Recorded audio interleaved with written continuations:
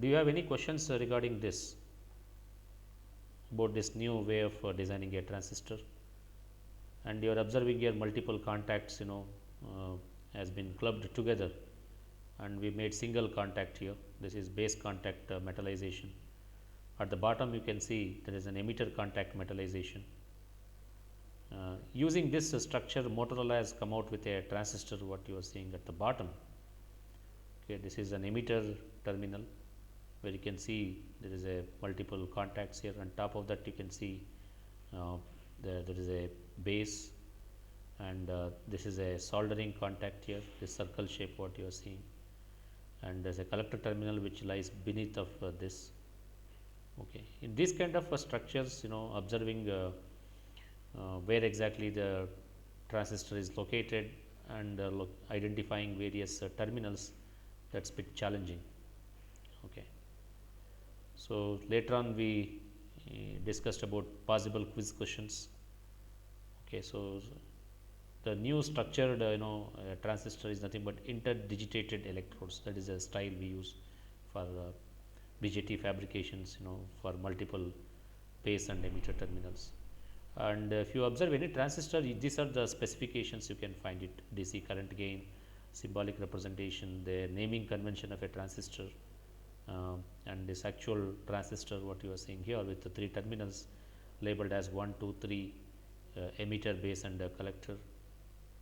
These devices you might have seen in laboratory, but we use different uh, transistor, I mean the transistor manufactured by different vendor. Okay, so different manufacturer, but this is one naming convention given for transistor of manufactured by Motorola. Okay, so these are the things that we have covered in the last class. This is a quick review what we had in today's class before we start next class. Okay, now let me move to the an important topic called as switching. What do we mean by switching? Anybody is aware of this switching?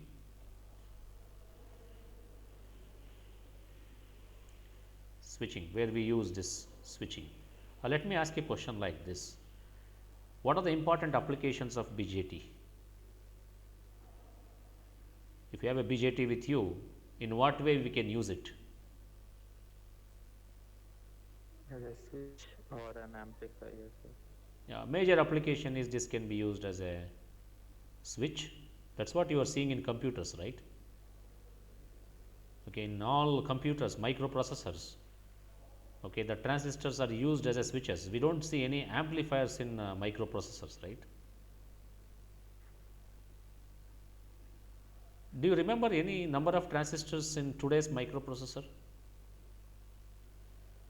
How many transistors are housed in a today's microprocessor? Any number guess you have?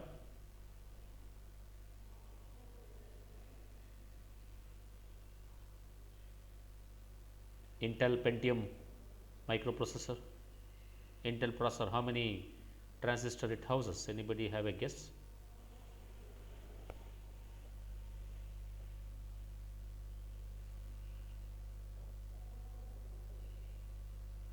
Are you not curious about this, the numbering, knowing number? It might be millions, sir. Okay, your guess is maybe it is true in 2010 or 2015, before that. Okay, that is correct what you said. I am asking at 2020.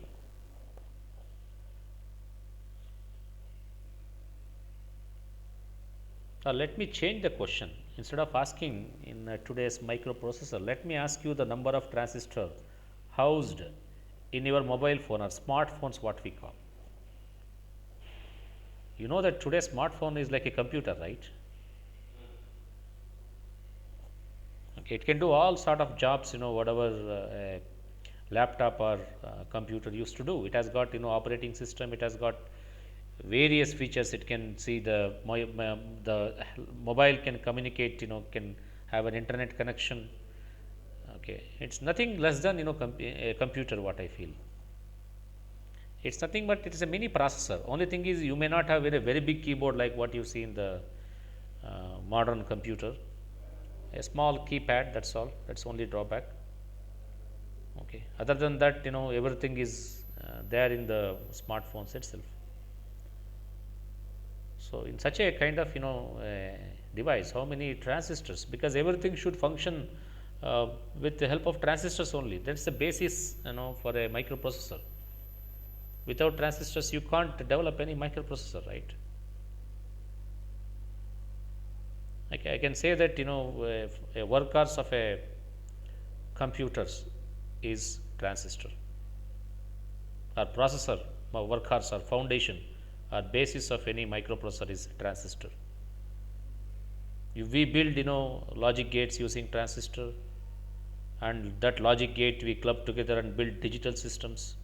Example, you might have seen adders, subtractors, multiplexers, encoders, decoders. You have studied this in digital systems, right? They're all built from the transistors. Now, when we say transistor in all those devices in digital system, the transistor is working like a switch. When we say word switch here, for me, a mechanical switch comes to my mind. Probably you might have seen mechanical switches to turn on and turn off the light at your homes, right? I'm imagining guessing that kind of a switch. Even mechanical switch are this, we are talking about electronic switch. It can be in two positions. It can be in on position. It can be in off position. You can operate switch in these two modes. What do we mean by on position?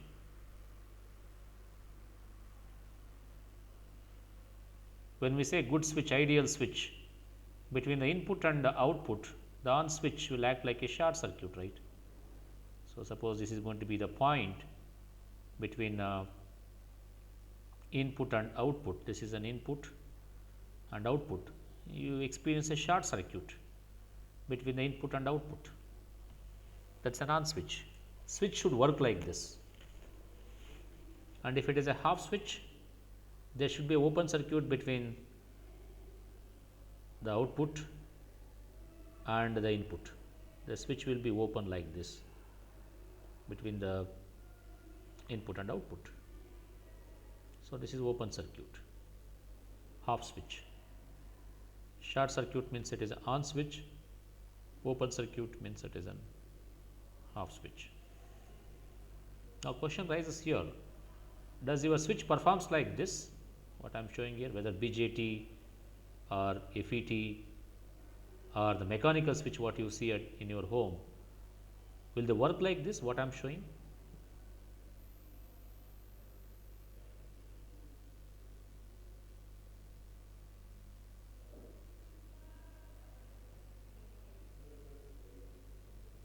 If they are not working like this, then what may be the problems in the switches, existing switches?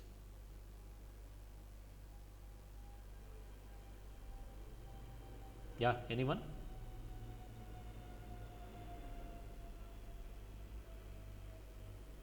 I hope you understand my question.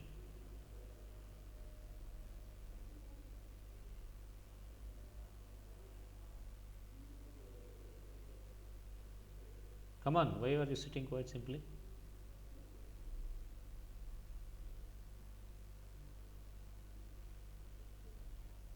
Okay, if you don't want to answer, let me continue now.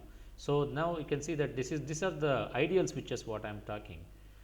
But the switches will not function like this. Reason is they consume lot of power while turning on and turning off here. Even many times we say that half switch will be like a open circuit, but there will be some leakage current will be flowing from input to the output, even though the switch is in open circuit condition. Okay, even when the switch is in on circuit, on condition, on state, there will be lot of resistance here within the switch itself. This consumes power, and there is a power dissipation within the switch itself. In fact, the switch should not consume any power. It should act like the short circuit, and the switch should offer zero resistance between the input and output when it is in on state, and infinite resistance when it is in off state. Open circuit means the resistance is infinity. Okay, that will not happen in practical switches. As I told you, there will be some leakage current in under open circuit condition, and there will be a large amount of power consumption when it is short circuit condition. That is why today we are not using BJT because of large power consumption. We are able to control output current by varying the input current. So that is why BJT will work like a switch, but it consumes lot of power. So I was talking about the number of transistors in a microprocessor. It crosses the million. It is almost a billion, I can say here. Okay, more than 1 billion transistors you can find in today's latest microprocessor. Okay, and in coming days you will see that more than 1.2, 1.5 billions of transistors in the microprocessor. The mobile itself will house more than the 80 million transistors. Even that is a mini processors that exist in mobile device. Okay, smartphones what we call. Okay, let us move to the switching. The two conduction states in switching operation of a transistor is one is on state, which already described about what do we mean by on state and off state. Okay, ideally switch appears as a short circuit when it is turned on and an open circuit when it is turned off. So we have showed this here. Okay. Further you can see that it is the switching should happen with no time, I can say here. When we say on here, immediately it should offer zero resistance here. Okay, when we move from on to off or off to on, the time taken by this switching should be very less, negligible amount of time. That's the meaning of this third point what I am trying to say here. Okay, so when we want to switch between the states, that should happen within no time, with no loss in time. That's a perfect switch. But transistors do not fit this description, because there are many problems associated with the transistor that may not function as we are expecting here. There will be some the delay between the on switch on to off and off to on. You will get to know that where exactly this delay is caused within the BJT. Okay. And because of this the delay, this must be incorporated when we want to analyze circuits like electronic circuits. This time switching time between the on state and off state that should be incorporated while analyzing electronic circuits. Okay. The two states of transistor in a switching can be seen in a simple common emitter configuration. Now let us take a common emitter configuration circuit and explain how exactly the transistor performs works as a electronic switch from this figure 7.12. Let us move to the directly into the figure 7.12. This is the figure 7.12 what you are seeing. Okay, and this is common emitter transistor what you are seeing here, transistor in common emitter configuration. You can see that the emitter is made common. Okay, so common means it is a reference point for both input and output. This is grounded. So this is an emitter terminal. So emitter acts like an common terminal between input. This is the input. We apply input signal between the base and the emitter, and we measure output between the collector and the emitter. So this is a transistor connected in common emitter configuration. So this is common emitter configuration, because emitter is made common to both input and output. It is one of the most widely used configuration among other configurations like common base and common collector configuration. And you can see there are the other circuit elements we have connected in the for the common emitter configuration. There is a 5 kilo ohm resistor, and there is a supply voltage used, DC supply voltage as 40 volts. And at the input side you can see there is a, we are not applying any fixed voltage here, but voltage of this sort. This is nothing but a pulse waveform. For some time, for negative time you can see it is minus 10 volts, and from t is equal to 0 onwards. So this is t is equal to 0 here onwards, the level rises to 10 volts. So this is 10 volts here, and again after t is equal to some point, say this as T1, t greater than T1, again it switches to minus 10 volts. So this is the pulse waveform we are applying as a input for this common base, common emitter configuration. This is a pulse waveform. So, pulse switches between minus 10 and plus 10 volts here.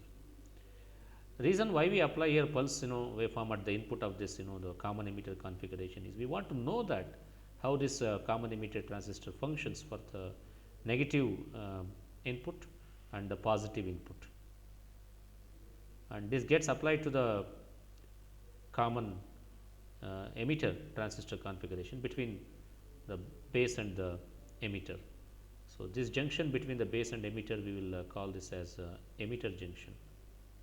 So, this is an emitter junction, the horizontal line what you see, and there is a collector junction also. This is a collector base junction.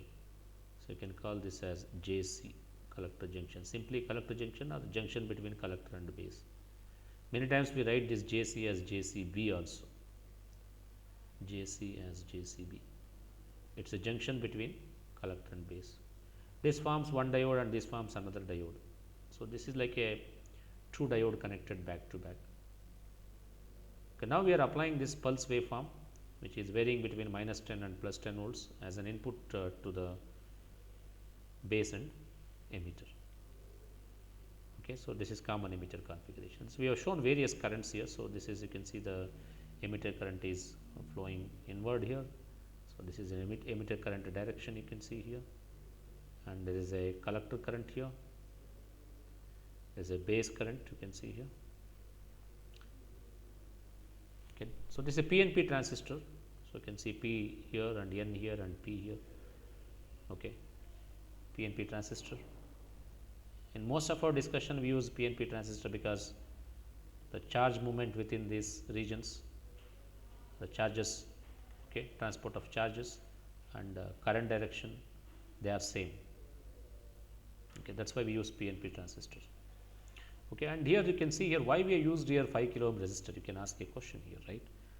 And at input side we are using 100 kilo ohm resistor, and here we have 5 kilo ohm resistor. Any guess here why we use 5 kilo ohm resistor and 100 kilo ohm resistor at the input? How do we get to know that this is 5 kilo ohm?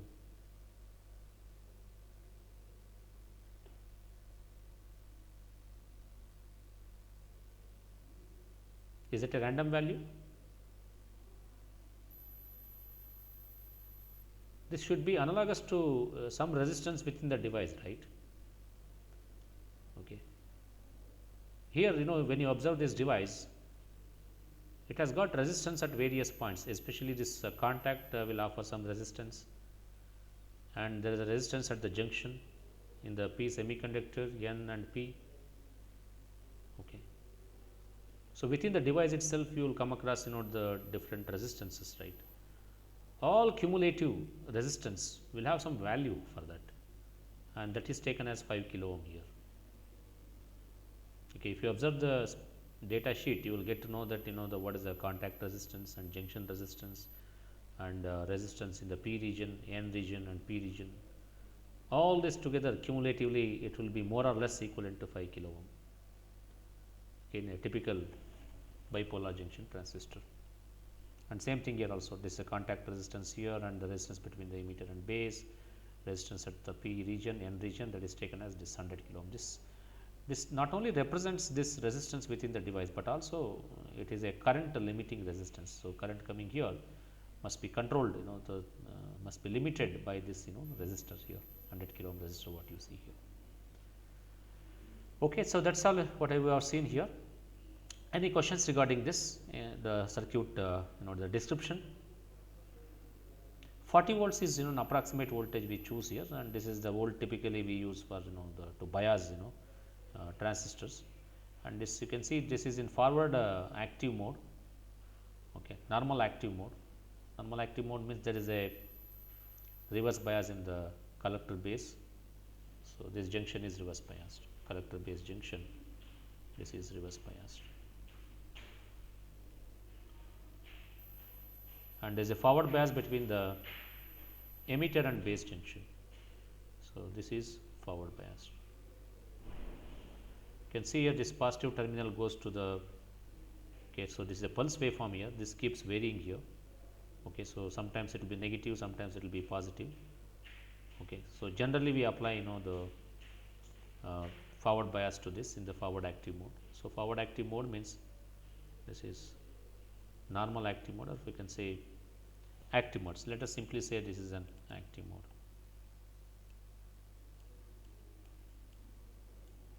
Okay. So, here I am using this transistor in the normal active mode. Normal active mode. So, normal active mode means collector base junction is forward biased, emitter base junction is reverse biased. This is also shown in a graph, you can see here. Okay, so y axis represents emitter base voltage. Okay, so this is emitter base voltage. This is what the y axis represent. This is positive emitter base voltage, and below 0 we have negative emitter base voltage. And x axis is shown here as collector base voltage. Okay, so again there is a positive collector base voltage which is forward biased, and there is a reverse biased collector base voltage here. Okay, now we can see that I am talking about this mode called as normal active mode. So, normal active mode means base collector junction is reverse biased, okay, and base emitter junction is forward biased.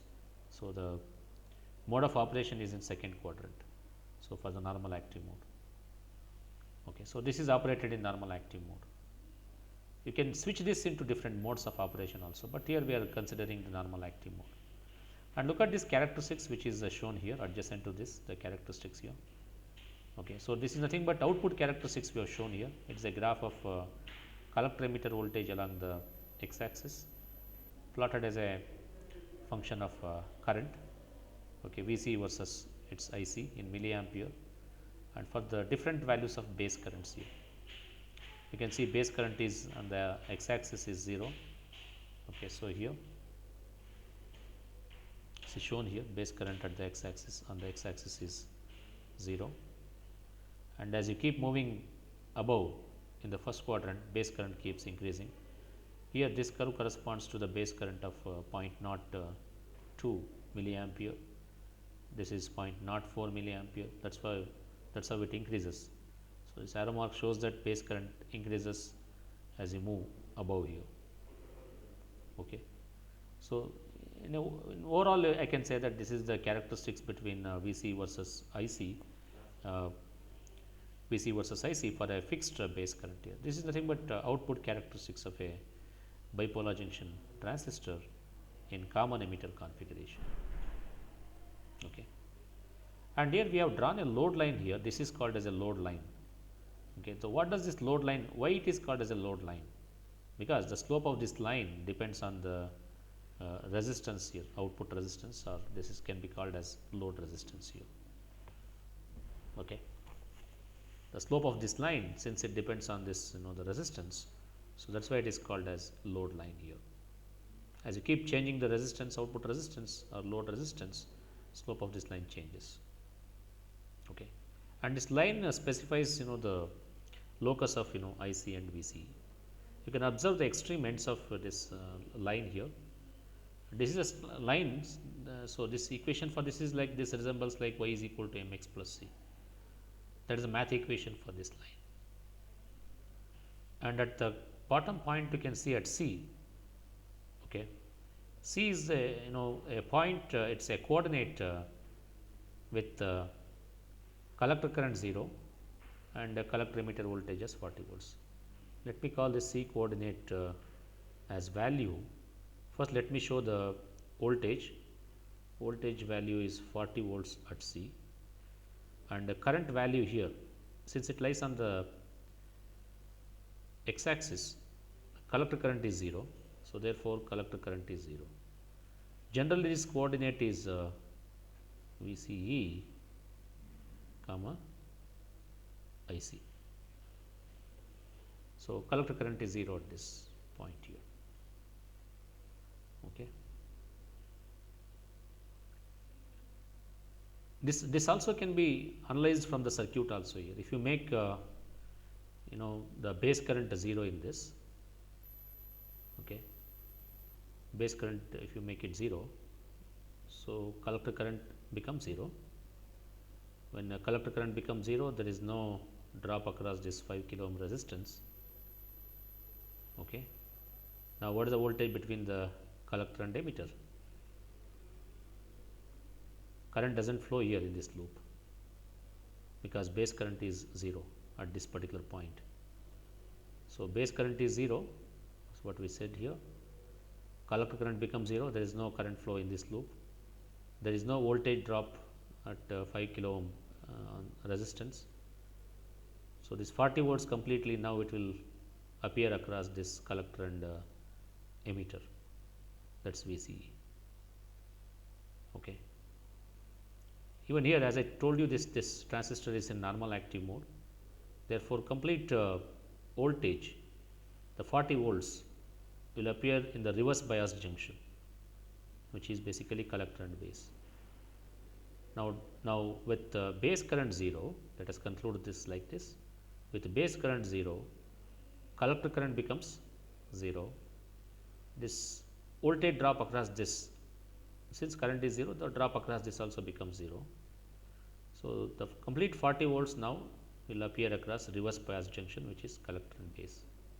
So, therefore, you see this collector base here, voltage collector emitter voltage, which is of 40 volts, and that is equal to collector base voltage. That will drop across this also, it is going to be 40 volts. Okay. Now, let us see that for the case. Now, if you move above, what is happening here? You can see here the current base current we are increasing. We have seen that for base current 0 and negative value, the total voltage 40 volts appears at the collector and emitter.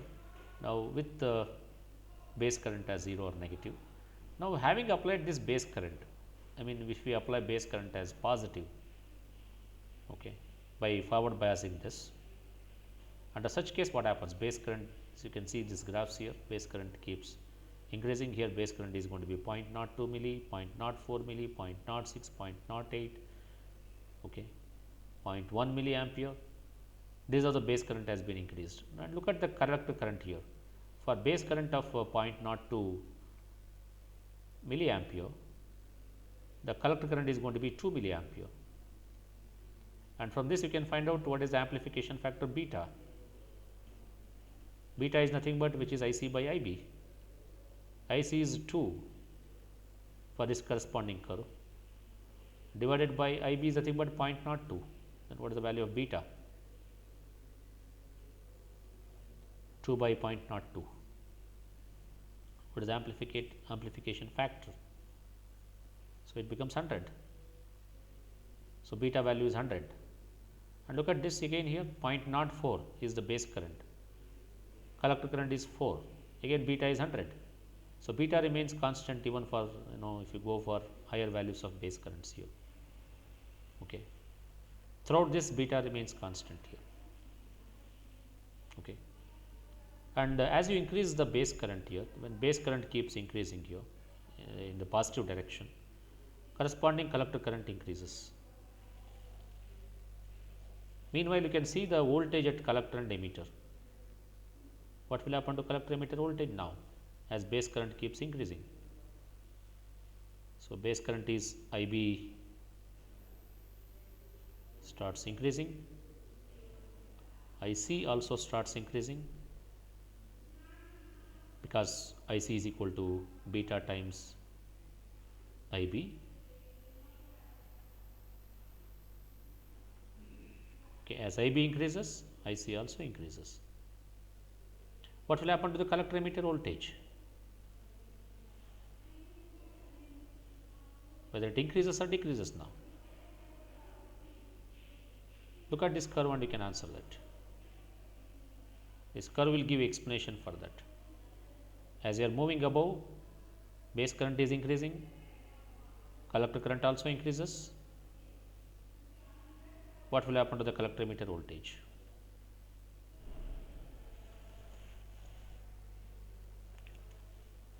For example, you can see here for this corresponding curve 0.06 milliampere, you can observe here. Okay. Before that, let me tell you what is the collector emitter voltage for the large value of the base current here. I just want to ask you a question here. What is the maximum current that can flow in this loop? Just want to ask here, what is the current that can flow in this loop? Maximum current. It's nothing but 40 volts by 5 kilo ohm. What is the value? Get it? IC, maximum IC. IC max, let me say, which is nothing but 40 volts by 5K. This resistance, 40 volts by 5K. This value is going to be 8 milliampere. Current under this loop, in this loop, collector emitter loop, cannot exceed this 8 milliampere. Under any circumstance, the maximum current that can flow in this loop is this 8 milliampere. Okay. Now, see what is happening in this curve, for the larger value of base current here. See, as we told already, as base current keeps increasing, collector current also keeps increasing. Now, observe here, this is the maximum current I can have for this common emitter configuration. So, for the base current of 0.08, 8 milliampere of collector current, this is the maximum value I can have. I will not get collector current 10 milliampere from this circuit, because here itself the transistor enters into the saturation mode. This we are told yes here. Yes means it is saturation mode. Okay. What is happening in a transistor now for that? As we keep increasing the base current here, the collector current keeps increasing, and maximum current you can expect from this in this loop is going to be 8 milliampere, because now see, for 8 milliampere of the collector current here, what will happen to the collector emitter voltage? You can see here collector emitter voltage at 8 milliampere at this particular point, Vc is approximately 0. That means collector emitter voltage drop across this collector and emitter becomes 0. So, Vc becomes 0. Okay. At collector current 8 milliampere, Vc becomes 0. When IB increases, IC increases, and when IC reaches the maximum value, which is nothing but in our case 8 milliampere, collector emitter voltage becomes 0. That means, across the collector and emitter, the voltage drop is 0. And now see where exactly this drop shifted. It has shifted to the external resistance here. So, we know that this is 8 milliampere current is flowing, 8 milliampere of collector current and this 5 kilo ohm resistance. Totally it is, again you can see the IR product is large here now. It is shifted to the external resistance. The power dissipation is happening in the external circuit instead of happening within the circuit. Okay. When the base current is 0, we told that completely the drop occurs across collector emitter junction. When base current is larger, the complete drop from the collector and emitter is moved to the external resistor here. Now, across the collector and emitter, the drop is going to become 0, and complete no drop is happening at the 5 kilo ohm resistance here.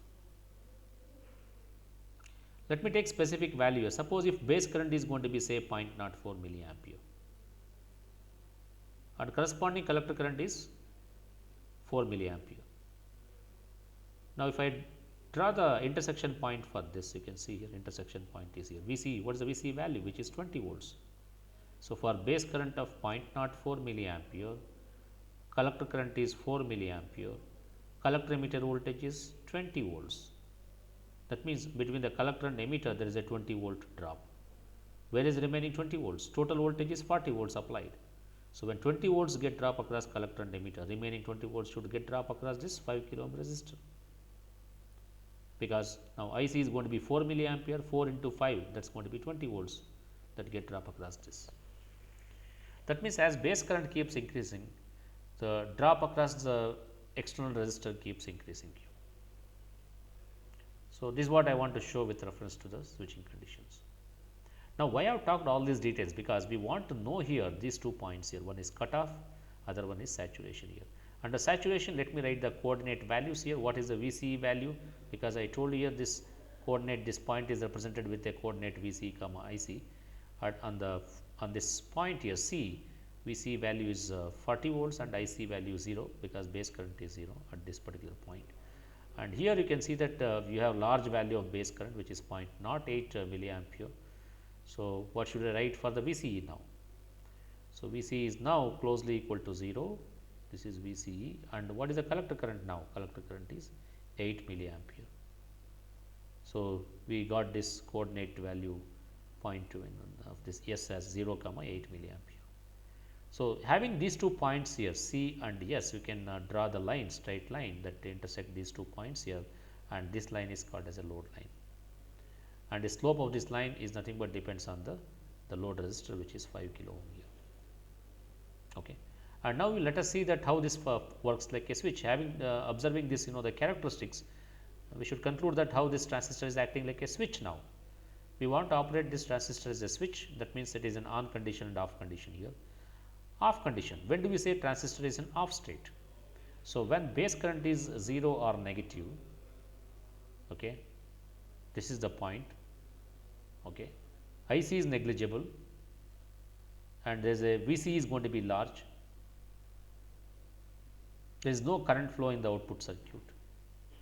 Since VC is going to be large, okay, so therefore, complete voltage 40 volts get drop across this. Since there is no collector current, there is 0 or negative base current here. So, this corresponds to the open circuit condition. When we say current is going to become 0, when the circuit is open. So, therefore, for the point C, okay, so base current is 0 or negative, collector current is 0, there is a open circuit here. So, thus we say that switch is in half state. So, in cutoff region, we say that switch is in half state. Okay. And on state, when do we call this circuit is in on state? When we apply large base current, which is 0.08 milliampere, and we get collector current about 8 milliampere, and collector emitter voltage becomes 0. That means, this is acting like a short circuit now. BJT is acting like a short circuit because VCE is 0. Okay, it is acting like a short circuit, and total drop is occurring across this 5 kilo ohm resistor. That means, BJT is conducting heavily,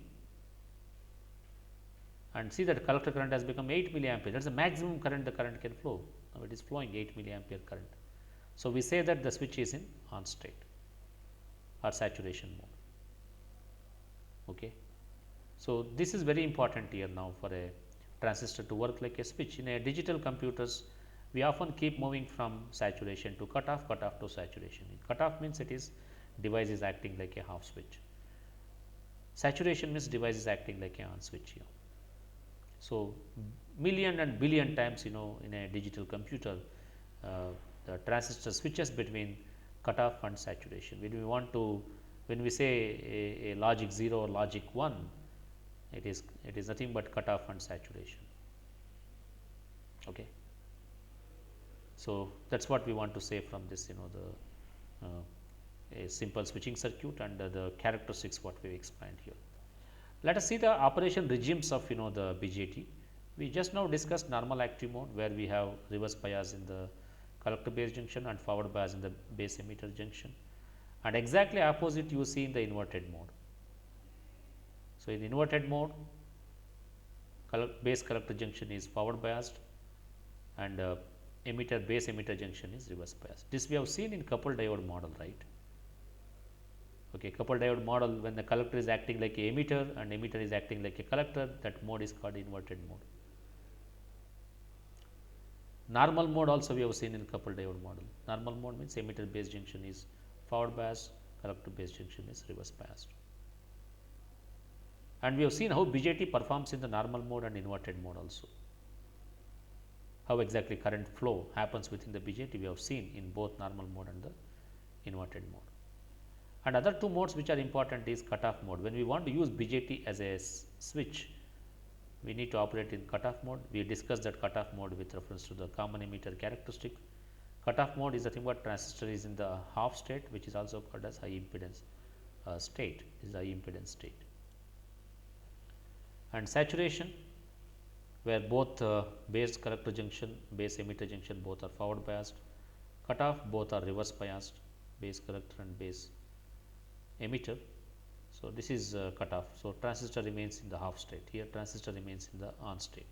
So, this state is also called as low impedance state. So, this is called as an on state, is also called as low impedance state. Half state which is also called as high impedance state. So, there is a large resistance within the BJT for in the cutoff region. Okay. Okay, so we just want to say that different biases we have shown here with for the base emitter and base collector junction, and we talked about this cutoff and saturation mode and resistance offered by the BJT for these two modes. Okay. I think most of the things we have covered. In the next class I will talk about the specifically the cutoff region here, and I will use coupled diode model to explain the things currents that are flowing in the cutoff region, and we will talk about even saturation region also. For to analyze these two regions of operation, cutoff and the saturation region, we need to be good at coupled diode model. I would suggest you to revise the coupled diode model before we move to the switching operation in the cutoff region and the saturation region here. You can see here the same model we have considered once again here to write the current expressions here. So, next class I would like to know from your side the more details on the coupled diode model. Okay. So, with that I will stop at this point. So, today we have discussed how to use BJT as a switch, especially on switch and off switch, and we discussed common emitter characteristics and load line, and the circuit, the importance of this circuit we have discussed under various modes of operations. Okay. With that I will stop it at this point, and we will continue next class with